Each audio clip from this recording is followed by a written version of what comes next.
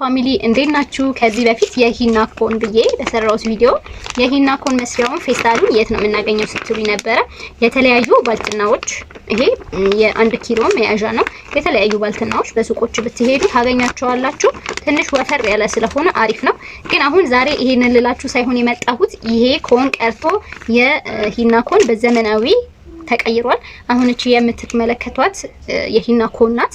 ከዛ እዚች ጋር መክደኛም አላት። መክደኛዋን ትከፍቷትና እቺ እንደዚህ ጫን ብላችሁ ይሄ በደንብ የሚታዘዝ ነው፣ ፍሌክሲብል ነው። ከዛ እቺን ጫን ብላችሁ የምትፈልጉትን ዲዛይን እጅ ላይ እንደዚህ አድርጋችሁ ትሰሩበታላችሁ። ሂናውን ደግሞ ለማስገባት እቺ ትከፈታለች። እዚህ ጋር በጥብጣችሁ ስታበቁ እዚህ ውስጥ ትከታላችሁ ሂናችሁን። በኋላ ላይ ለመስራት ስትሉ ደግሞ እቺ ነገር እንዳታስቸግራችሁ እቺ ነገር ማውጣትም ትችላላችሁ።